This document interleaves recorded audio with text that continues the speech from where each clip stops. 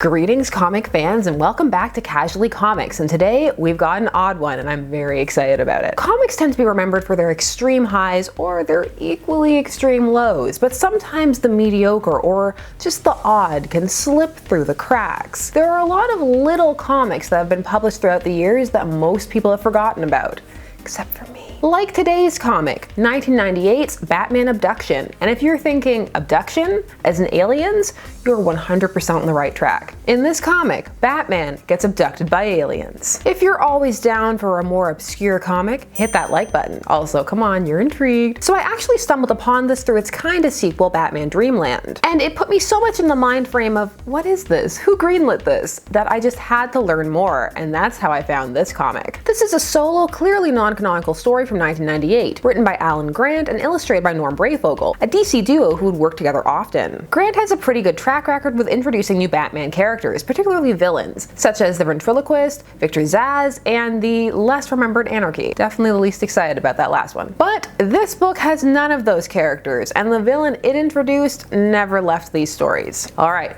enough build up. Let's get to the aliens. This comic starts off with Batman in hot pursuit of some criminal members of a chemical gang. But before that, it starts off with some melodramatic narration. Midnight in the wooded hills outside Gotham City. The Batmobile's twin headlamps cut a swath through the darkness. Night, when honest men are home and evil roams abroad.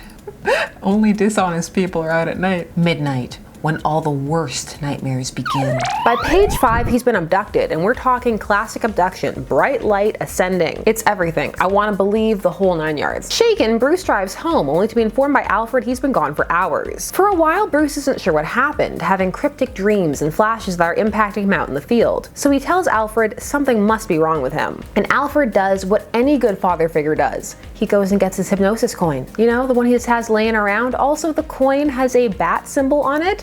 I kind of want to know, why does Batman have that and where did he get it commissioned? Was no one suspicious? Like, I just need these coins with Batman on the back. I'm selling them, yes, that's it. Booster Golding it. Through hypnosis, Bruce recounts a pitch-perfect traditional alien encounter, one that leaves Alfred skeptical. But he's never stopped Bruce from doing anything out of the box before, so why would investigating his own alien abduction be any different? Alfred is nothing if not supportive. Bruce then proceeds to go full conspiracy theorist and research alien sightings throughout history. I'm pretty convinced, or at least I want to believe, that he sat down and binged all of Ancient Aliens. All of it. With all of that groundwork and a confused, slightly willing to believe Batman, Bruce decides to go undercover to a UFO convention with the masterful disguise of David Jason, a name that in no way sounds made up at all. Look, it's David Jason and his friends John Smith and Jane Doe, 100% real people. So David Jason is there to see renowned UFO expert Dr. Franklin Selly, who he gets in to see and tell about his experience, upon which point he has a bizarre hallucination,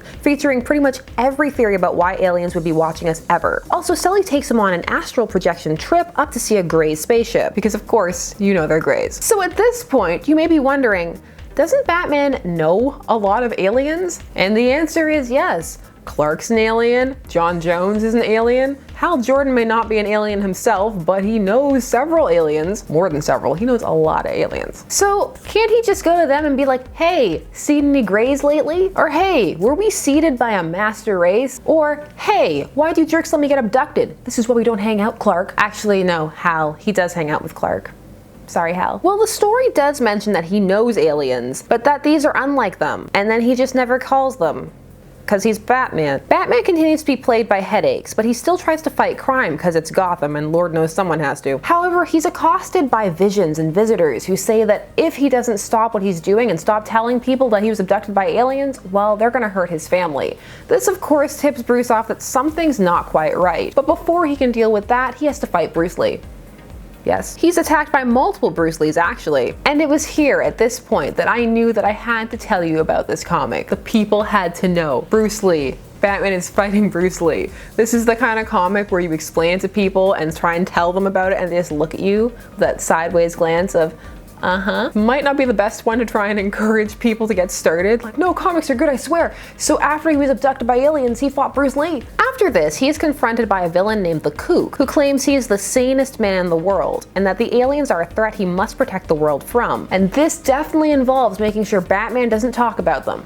Just go with it. So now Batman starts thinking like a more canonical version of himself, that he must be drugged. There's something going on. So he goes back to the Batcave, runs some tests, 100% drugged. So he has to make up an antidote, which he does, but he doesn't feel better. So then they run some x-rays and it turns out he's got one of those alien implants in his skull. So Alfred takes it out, because he's good like that. It turns out that Dr. Selly is also the Kook, a villain with not only psychic, but manifestation powers who can create tangible illusions, like Bruce Lee, until he wills them away. And he, Franklin Selly, believes in aliens, and he's also developed a drug called Cosmosis that increases people's susceptibility and boosts his psychic energy. This has also created the split personality known as the Kook, who very much believes in aliens and is projecting them into reality, boosted by this drug. His plan is to cause a mass UFO sighting to prove to the world that aliens exist and that they're dangerous.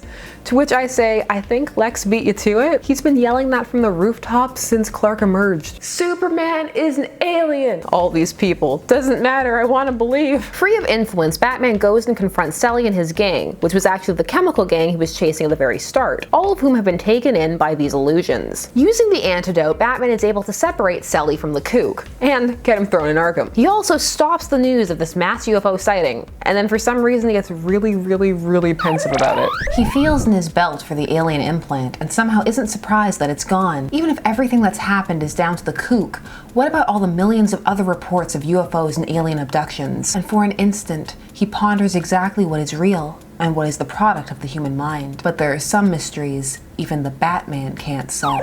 Listen, Bruce. Hi, Reader here. It wasn't that deep. So a lot of this actually made more sense than I was expecting it to. A lot of what happens follows the story's internal logic. The reason the abduction is so formulaic is because it's being relayed by someone who believes those very tabloid-esque encounters. So they're coming literally from Kook's mind. What all of this comes down to, though, is that Batman isn't the greatest character to have this happen to. Just because over time, the type of lexicon as a character that he has developed is one who is very curious and, well, skeptical of most things. So the idea that he would go along with this for as long as he does stretch a bit of belief. I mean, this comic's only a little over 60 pages, but still. Also, he knows a lot of aliens, and the rationale the comic provides for him not calling them is pretty thin. Basically, I don't wanna. I know there's stuff between him and Hal, but come on.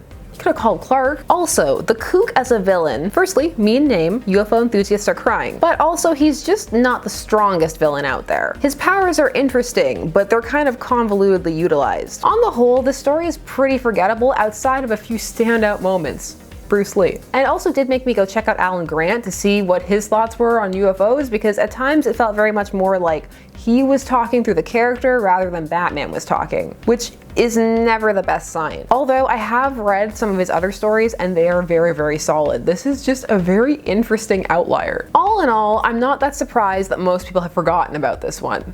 But now you won't. You're welcome. Side note, missed opportunity for a Batman X-Files crossover. So there you go. Now you know. What do you think Batman would do if he was legitimately abducted by aliens? Had you heard of this one? And what comic has made you suspend your sense of disbelief the most? Let me know everything down below. And thank you so much for watching this episode of Casually Comics. I'm Sasha and I appreciate every single one of you. Please do all of the YouTube things. Like, share, comment, subscribe, and hit that bell notification so that you never miss a vid. I will see you all again soon. Until then, bye-bye.